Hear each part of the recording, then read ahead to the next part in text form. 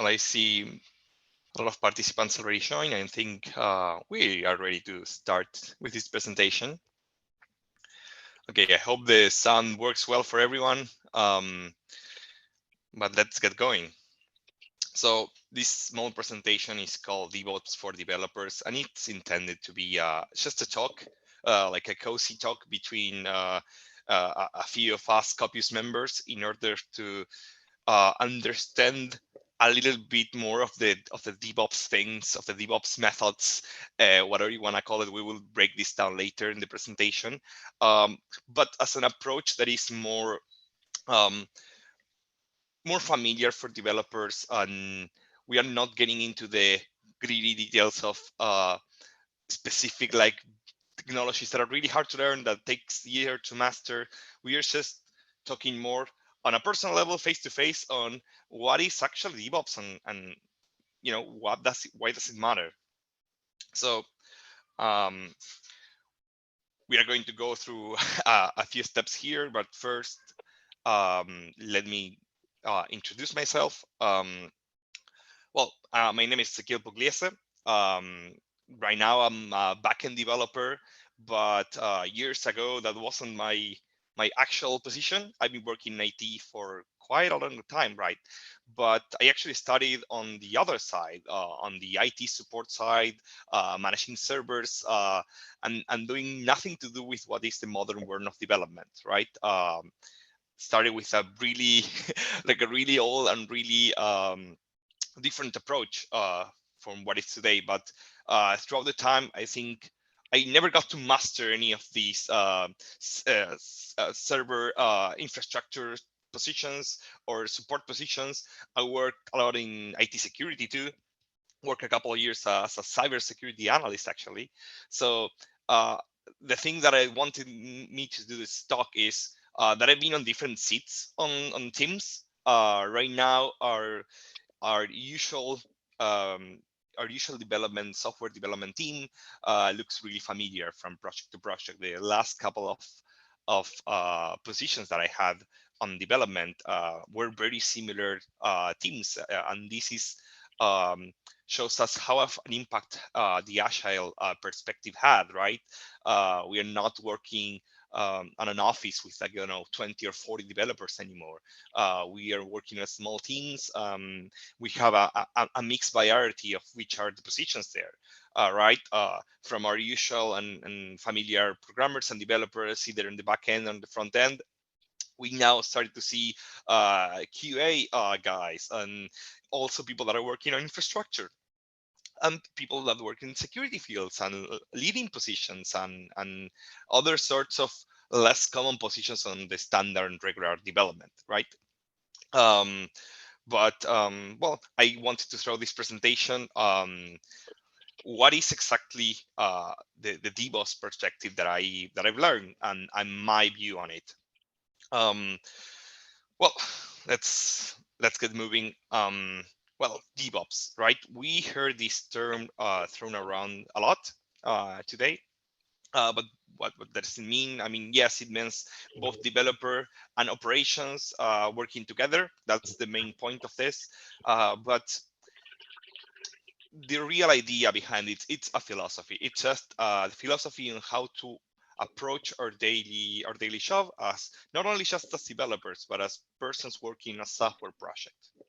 Um, so um, I call it a philosophy. I don't like calling it a job title, a position, or anything like that. And that's because one of the main points of the philosophy, which is often most overlooked, is that we ought all to do some DevOps work in our line work. This means that that person that we today call the DevOps engineer, I mean, is he the only part of DevOps in the team, or are we all supposed to do some DevOps there too? And the latter one is the answer, right? We all need the DevOps philosophy and perspective in our work environment. And that person that we call a DevOps engineer, that I like to call an infrastructure engineer, actually,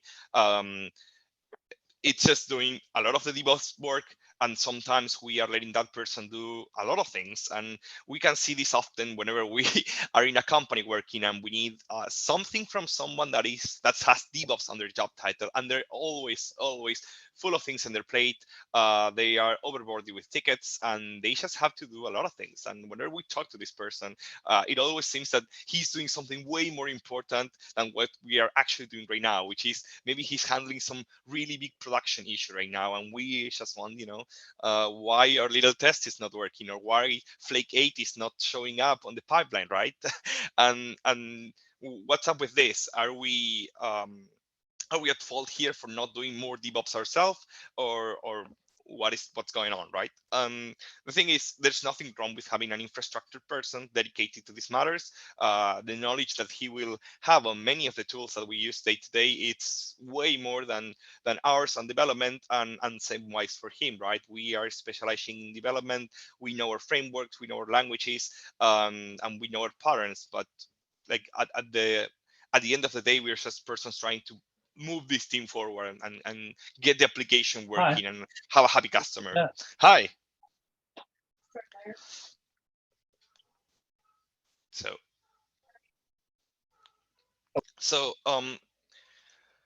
DevOps is made of different concepts.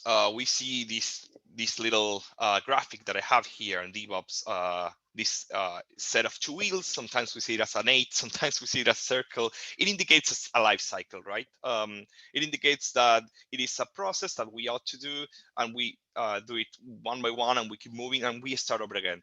The DevOps life cycle. How many parts are in the life cycle? What parts matter the most? That is not really the point of this. Sometimes you will see that there are only like 5 steps on DevOps, and sometimes we have 8. But the way that we influence the DevOps way that we work in a daily team is by actually applying all of these concepts, and sometimes these concepts come handy at different stages of the process, right? And from the get-go, we start with the discover process, which is just, what do we have to do? What are we designing? What are we doing with your application? It could be anything, right? But the idea on the DevOps perspective of this is not just have a simple like kickoff meeting and get things going, but to actually align ourselves. And this is often one of the most difficult steps in the DevOps process. This is the step where we are proposing ideas, and we are trying to get those ideas heard. And it is the first step. It is actually the first step of the DevOps process, and it's sometimes one of the process that needs to be repeated a lot. But both the first and the second step, sometimes they come in the same one, the planning and the discovery. And it's like, again, how do we do it? And both of these steps have the same answer, and that is agile. The agile methodology is actually a core component of DevOps. There is no DevOps if you're not doing any agile methodology in an actual software development team. There are many ways to do agile. Some people just have sprints and don't do anything of the other steps. It doesn't matter how far your team is taking the agile practices, but as long as we base the discovery and planning of our project, that is actually how we do it, right? That is actually how we get something that will work later for this. And the third step is actually build an application. We code it, we make it, and we have to put it something. And this is the second biggest part of the entire DevOps philosophy, which is actually having the code safe and maintained in a centralized location, and then we achieve it with Git. And Git and Agile are non-negotiable parts of DevOps in the world of software development today. You cannot do DevOps with any of these 2 steps, and these are the cornerstones for the philosophy, right? So learning Agile and learning Git will be like a pre-requirement on getting into DevOps and learning how the ropes go to operate day to day. And the second set of principles are more heard of on the DevOps world, which are the actual testing, which is not just writing the test, but it's the continuous integration. And we hear people throwing CI and CD terms constantly. And sometimes they use it interchangeably, which is not correct. They are very simple and simple steps. And if you have them mixed up, it is very easy. Continuous integration means that you are putting testing on your code, and when that code goes through the pipeline, it gets tested. And you can see that the code is passing test and it's not passing test. There's a lot of things that you can add to the continuous integration, but just the gist of it is that you're testing the things on the pipeline automatically, and you know whether the code works or not. And we use this as to reduce errors and save time, and it's a core part of the DevOps method. And the deployment is actually getting the code, from the station to production, or from your computer to production, or whatever method your company is using. But it is the continuous deployment, which means that whenever the code gets to be tested, it gets deployed somewhere.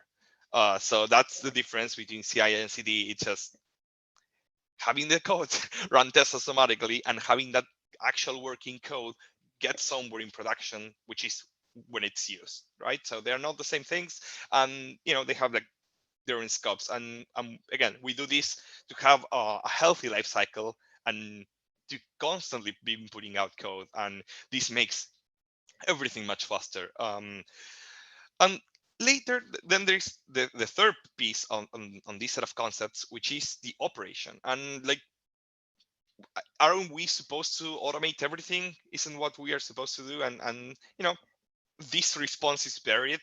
You could be automating as much as you want, but that is not really that is not really a need. If you're spending 10 hours to automate something that is just using like 5 minutes every month, maybe that was not the best value. Or maybe if that was so critical, just like updating an SSL certificate, yes, it should be automated, even if it takes 10 hours. So I'm not going to tell you how much to automate, but the thing is, through operation, we ensure that the product works. There's people working on the operations line on every single company, and it's just maintaining the infrastructure, maintaining that things are working, and having the service keep up. And throughout all of these, developers have a say, right? We are the ones writing the test, and we are the ones that know the requirements on what needs to be out there in production during the deployments.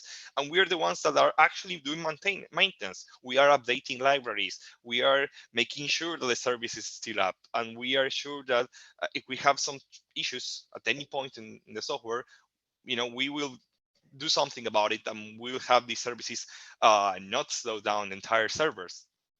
So throughout these three DevOps concepts, we as developers have a lot of say, and we do a big part, not just only for the infrastructure engineers to handle. And the last two concepts, which for me are extremely important and often way overlooked, which is the observation, which encompasses not only having logs and monitoring, which makes the services still up and we can know that, but to get notified when something bad is going on, right?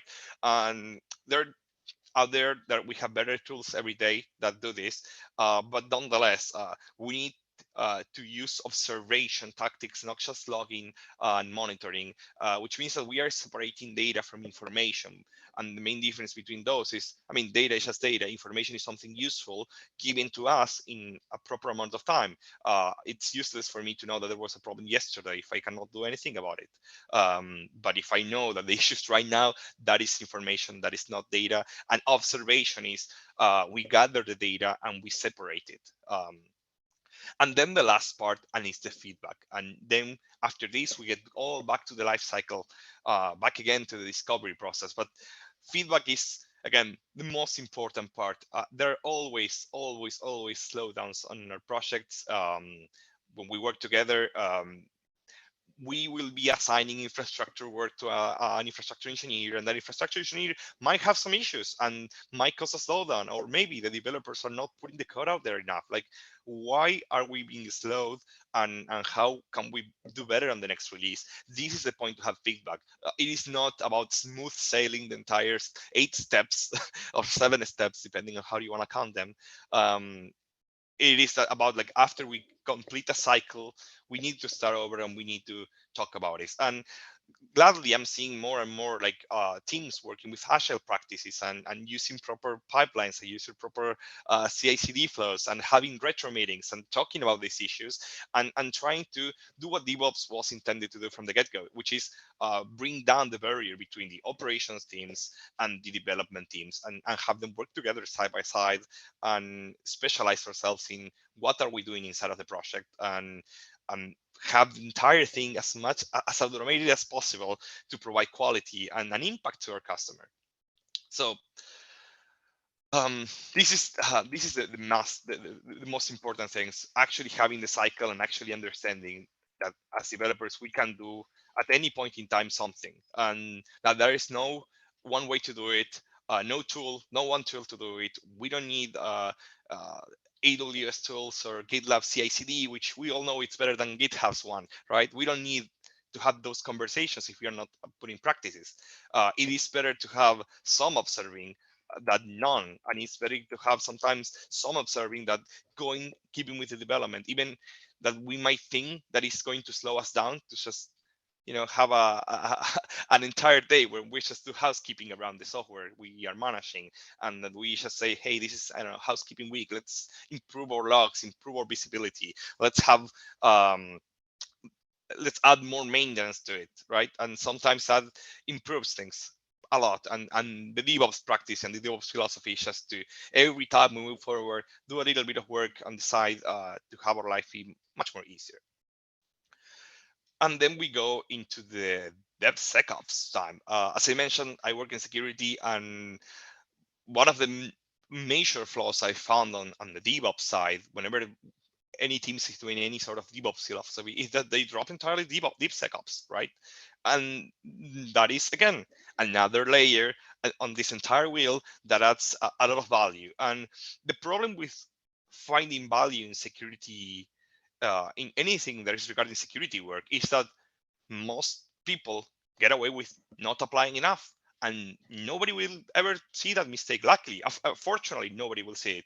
People will just be sloppy with their security, and nothing will happen. And that is the best part and the worst part. It is good because if you're missing things out, if you're like not doing your proper job, probably nothing will happen to you. But it's the most horrific part of this entire software development endeavor, that is that it is just too easy to keep not having any security, right? And the idea of DevSecOps is also have a DevSecOps perspective, and to know that, yes, during the design and planning, we could be doing some threat modeling, just wandering around and identifying what are the security requirements and pinpointing threats and potential vulnerabilities, right? Right from the design. When we are using our nice developer step where we put everything in Git and we automate it, we need to be making sure that our secrets and our .m files are properly secured, that the proper people have access to that Git repository. It is almost suicidal to put everything in one single location and not manage the permissions correctly, especially if we are using internet connected services like GitHub, where everyone with a single link, might actually see crucial .m files if you are not making the repositories private and have proper security like MFA on your GitHub user accounts.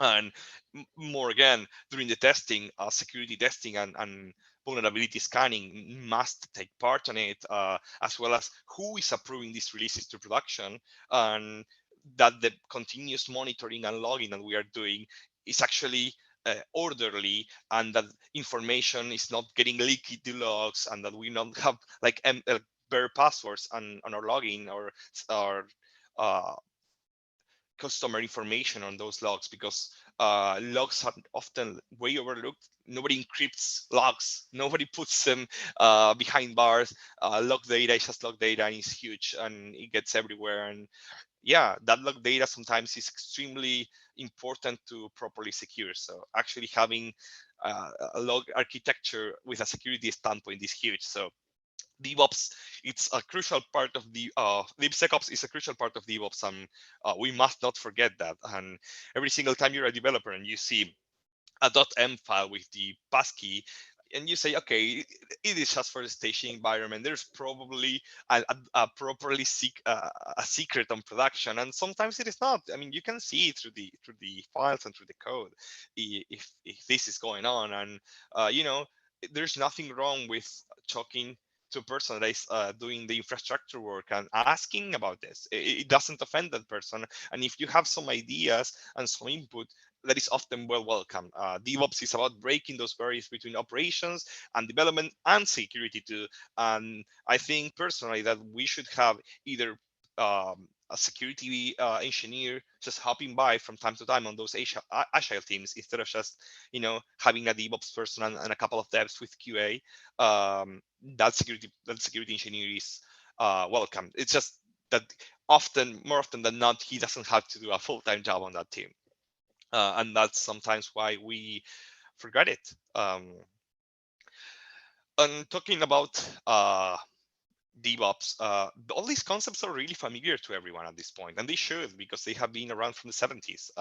Even from 1976, we had papers that talked about it. It wasn't called like DevSecOps or DevOps. DevSecOps, this picture in particular shows how when DevSecOps got built into DevOps. DevOps got built in the 76. DevSecOps got integrated 2 years later. So these concepts have been, you know, for quite a while now over 40 years. Whenever I see a date with 70, I think it's 30 years ago. It's like almost 50 years now. And we've been everywhere, and these concepts kept on evolving, but back then they looked like this, which is really interesting to see a chart which is so old, so old. This is the first 1976 chart that was thrown around for what is now DevOps, right? The general utility software methodology. And everything is scrambled with different names, but it's basically just the same. It's about, you know, it talks about actually using containers and containing the application as much as possible, and being consistent and being good with documentation, and being tidy with what we code so that our peers will understand what we're writing. And everything was already into this. And again, when to communicate, it's also part of this. Communicativeness appears a ton on these old manuals, and it has been around. It's just we have started to adopt it way later, around this time. So um, gladly we are improving, but I think everyone should be doing their part, and not just relaying everything to a person that has DevOps on their title, which I think was a mistake in hindsight. I think they should be still called infrastructure engineers, or whatever name happens to represent what they're doing, because we should all be doing DevOps, not just that one person. And sometimes it gives us a nice excuse not to have to deal with this. Just because we are not handling the Terraform aspect on our projects doesn't mean that we are not supposed to do that, or just because we don't have enough AWS qualifications, or we don't know how to handle Kubernetes all that much, doesn't mean that we should not be doing any DevOps. But well, I have some questions for you, for the people watching, and I want to hear some of you too before we keep moving this presentation. I actually want to mention that many of these things seem extremely basic in the world of today. Probably, I don't know, hopefully every single one of you in your teams have Datadog installed and is able to have full observability, and has pipelines for everything. And yeah, maybe there's not 100% of coverage in your test, but you are doing CI/CD properly, and that's great. But it hasn't been like that so much. And me being from Argentina, I had the possibility of working with local companies, and at least around these parts, it's extremely common to not have pretty much, sometimes not any of these things. Sometimes the deployment is being done manually, the testing is just being run by one person that is approving the code.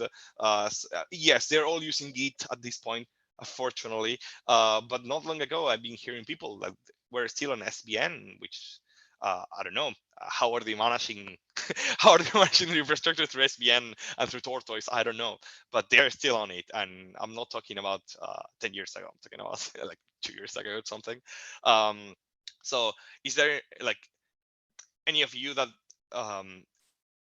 for instance hasn't seen like availability to logs, or for instance that they don't have any sort of testing to be done, and that's pretty common, and that is not a point of shame, that but just having some basic CI/CD makes a whole lot of difference. Sometimes our bossy things because that, you know, going all out with a cloud infrastructure is way too expensive, that we are not into the DevOps teams. And sometimes we don't need anything of this. We don't need Docker. We don't need AWS. We can be running everything in an old 6.0 VMware VMware space, and just have VMs and nothing else, and that is enough. We can do some aspects of continuous development and continuous integration uh, with even that, without being even Dockerized, without having anything fancy. We can start approaching. So does any of you have like an answer to one of these questions here?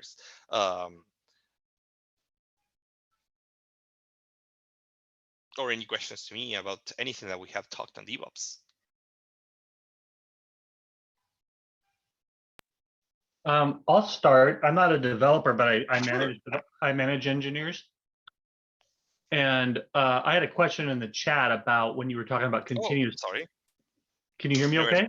Yeah, I hear, but I never saw the question. I'm sorry. Oh, that's okay. It wasn't what I was going to talk about, but I just on that particular question, has anyone on the call yourself used, I'm assuming, Jira, we use Jira in most our projects. Sometimes with our Microsoft clients, we use ADO boards. But it'd be nice to see maybe some best practices around, some of the continuous feedback and a reporting structure. I'm going to dig into that a little bit more on some of our projects to see what that looks like in Jira. Right. Curious if, I know there's Jenkins and other things. I'm just curious if anyone has had success on any tools around. Besides Jira, let me start. I tried is the word here, using the Microsoft. I think it's Plans. I can't remember the name now. It's like 3 years ago. Microsoft has their own one, and there are also ones that are fully, like Jira can be fully integrated too. But I've tried a bunch, and we always go back to Jira for some reason, and I'm not sure why. So maybe someone can answer that. I think, well, from my experience, it's because of clients. They're used to it. They've used it in most cases. So you try to go the path of least resistance. Yeah, absolutely. Visibility for the client is huge as well, and Jira allows the client very easily to see where the project is right now. So I think that's why Jira stands out the most, because it's really great if you're on the other side of the table. If you hired Kopius to do some work for you, and you want to see how things are going and how things are progressing, right? And I think Jira is probably by far the best on letting you see how far in the project we are at any given point in time, assuming that the PM is actually handling the cards correctly, right? But if that's the case, it's super easy to see where the project is at any point in time in Jira. And with everything else, it's just cluttered to see what we are. Sometimes it things like it looks like we are miles away from getting things done, and most of the application is working, or the other way around, that you don't see any more cards and you think everything's fine.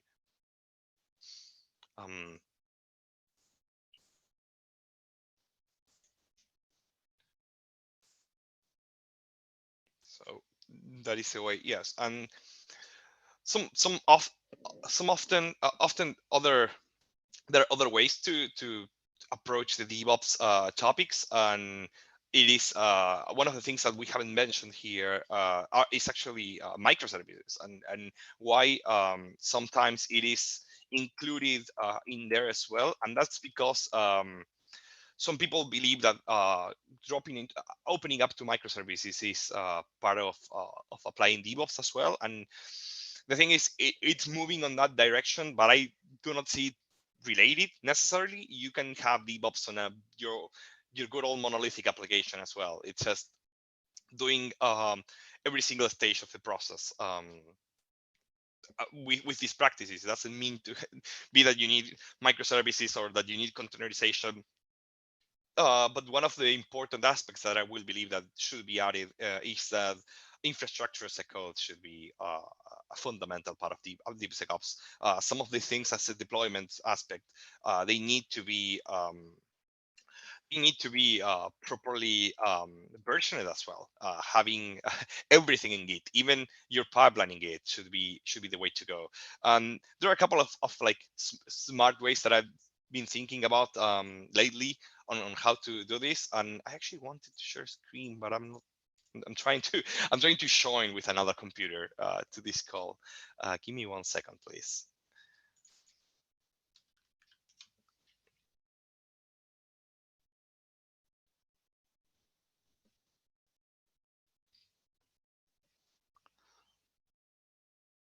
Let me see if I can do this. I've been trying the entire call to join. Let me try this again.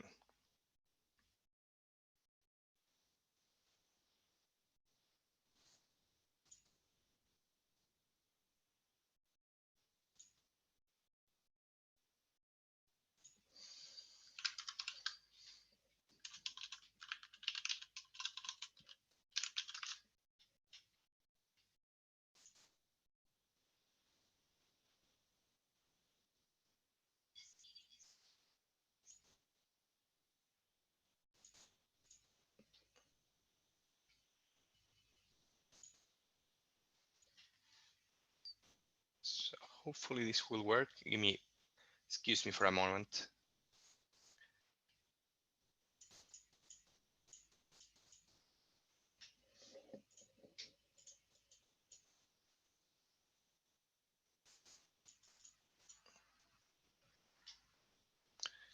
Okay.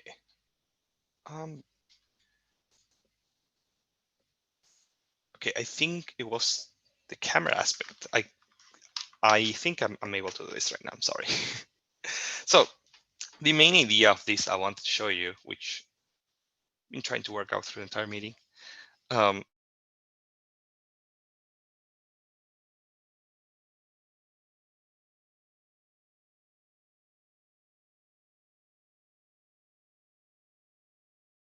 We may have lost you.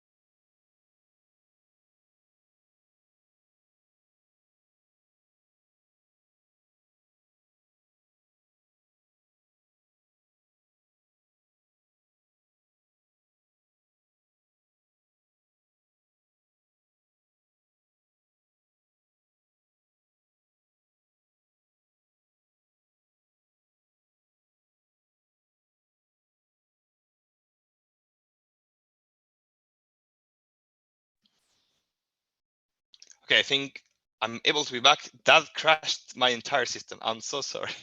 Okay. Thank you for waiting on me. I think now it's working. Okay, so I wanted to share something, and hopefully we will have some time for this, which is something very, very simple. I need to share my screen right now.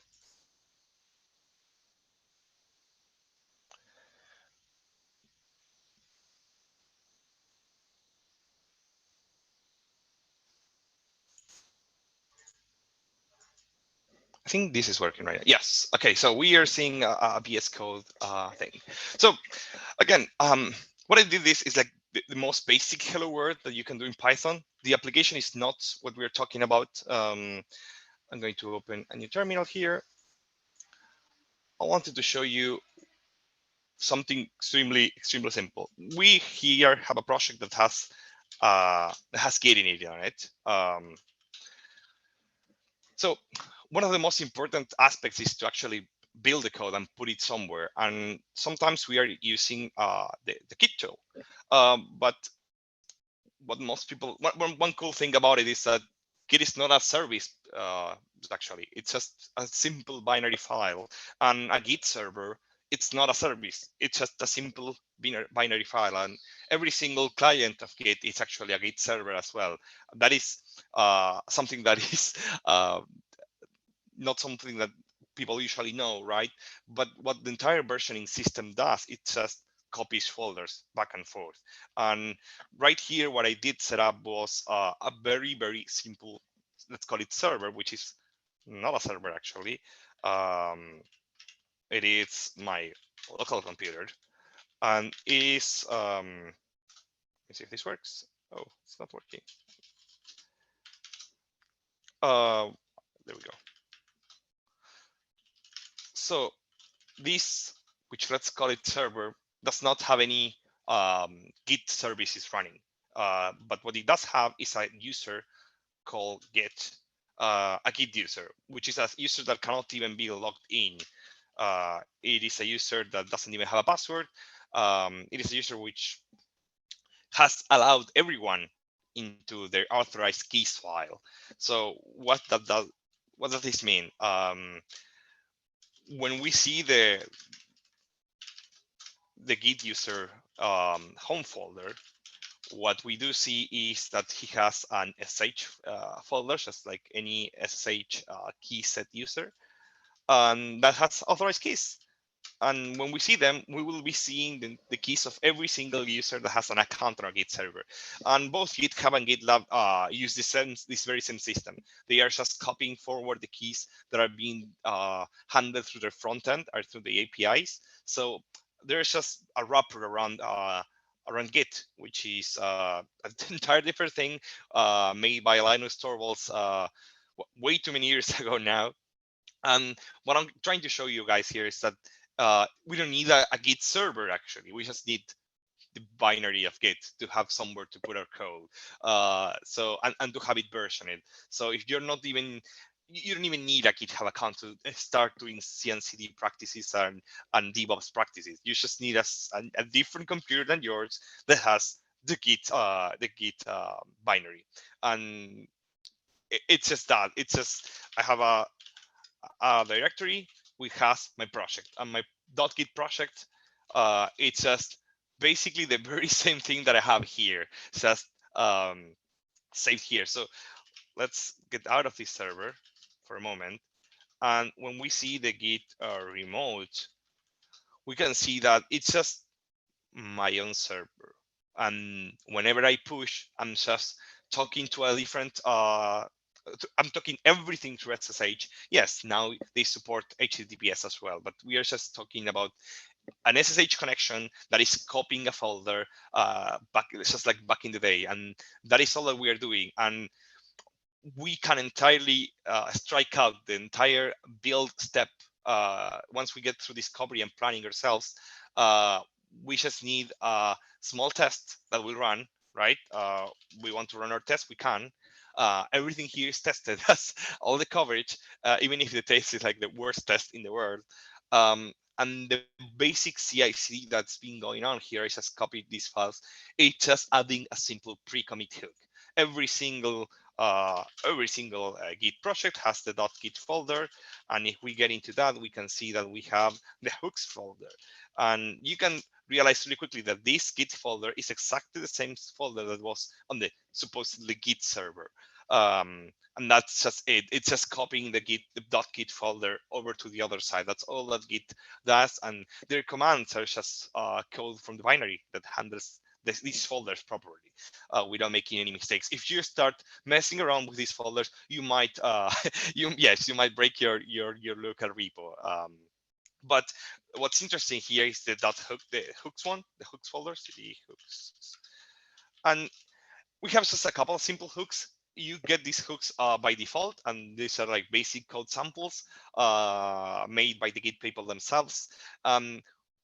This is what runs. It just checks if the hooks are available, and it just does this. And when we see this pre-commit hook, it's just trying to receive this hook and just trying to run the test. And the best practice to have a separate test runner, which is a script, which is only calling PyTest, because I haven't done any, I don't need anything more than this to run my test locally. So now just by copying this one into this Git folder, let's copy the pre-commit one to here. Now I have the pre-commit hook installed, and that's just it. I just have, in the most rudimentary way possible, added some basic test running. So if I, let's say this, there's an uncommented print here. There's an unsafe print. So if I say git status, oops, go back. Um, add my modification, and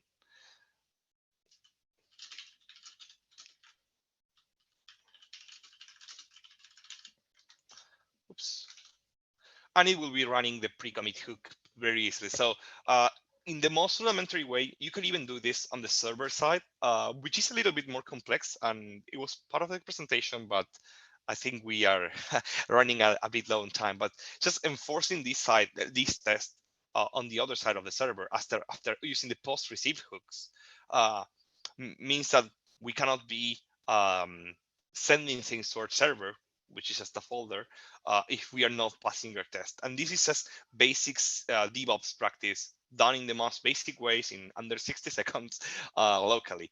But that is just ridiculous that some workflows on some teams are not even yeah, I mean, not luckily not in most modern teams, but just pre-pandemic times, nobody was adding tests like this, just like having tests automated. The CI/CD movement didn't start, at least in Argentina, until a couple of years ago, sadly. So a lot of companies out there are not even running the test, just not double checking this, which can be run.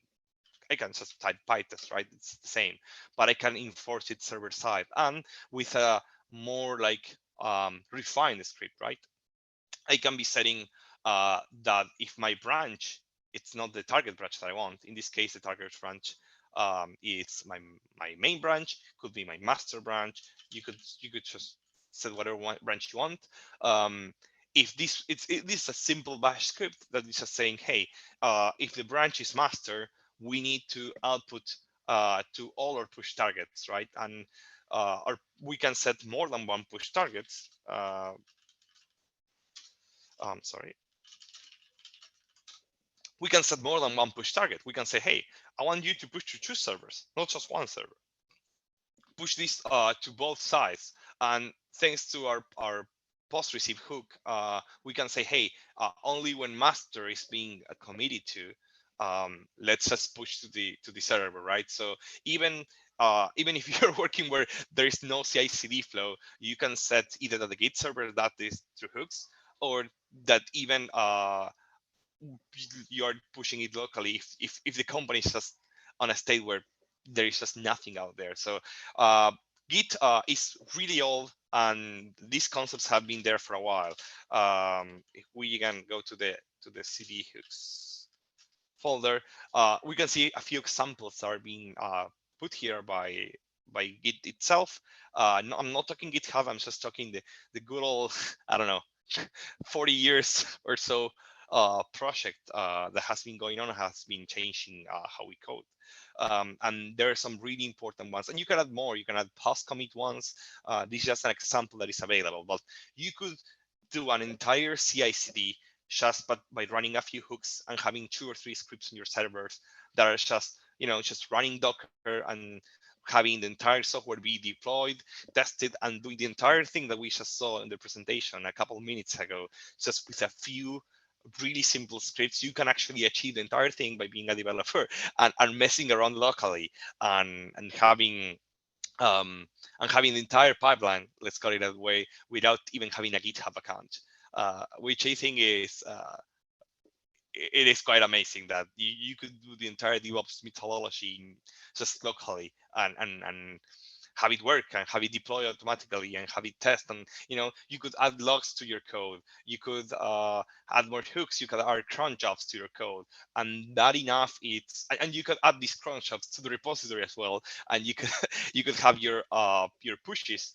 change these cron jobs itself, so you are now fully infrastructure as code, if you want to call it that way, very easily. So that was one of the things that I wanted to showcase. And I'm sorry that it's just I wasn't able even to get this screen running, and we actually chew through time on this presentation. But I wanted, give me a moment. I'm not able to go to the next screen.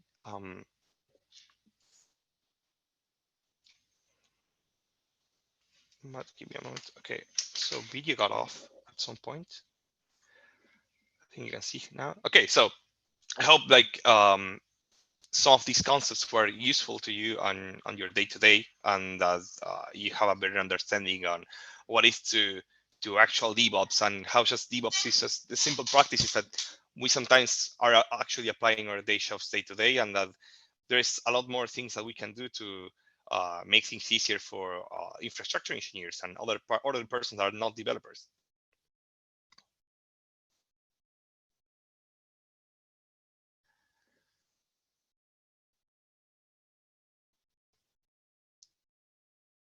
So if you have any questions, or do you want to talk about any of the DevOps practices that you do, this is the way to do it. We will not be going to other further topics on this call, sadly.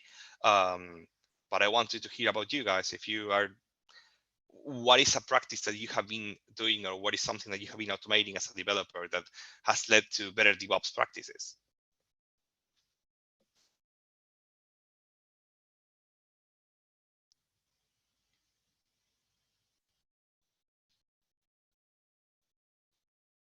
I'll speak up. I know that we're almost out of time, but just from a project management standpoint, I actually came across a situation today where the developer was committing code and sometimes using a pull request, sometimes not, and there were bugs in it, and it was kept on going back and forth. And so what I directed the project manager to do is to formalize the pull request process, to ensure that the QA lead there writes test cases, and then to ensure that the developer integrates the tests into the code base, and to run it and make sure that it's bug free and it works, and then implement the pull request, and in the pull request include the details of that test case run, and to say that, hey, it passed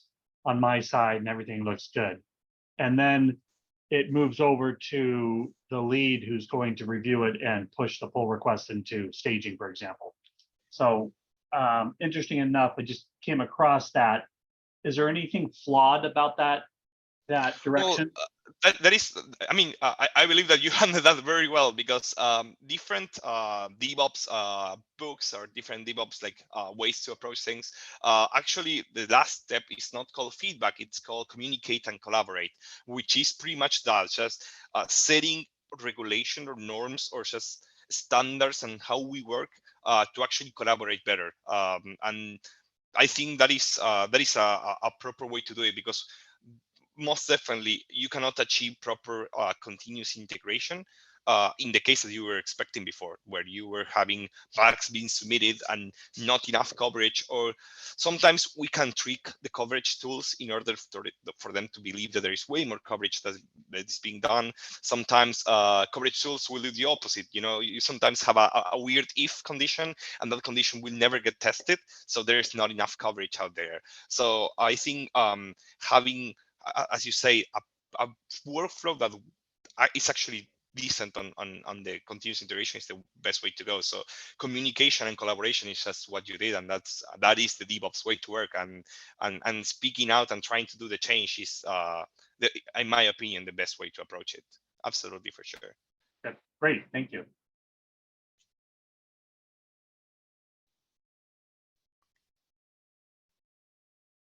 So I think we cover most of the topics here, and I wanted to thank you for being part of this small talk, and to yes and to collaborating, and to talking about these concepts and how do they affect us every single day. So thank you for watching, and I hope that you liked it.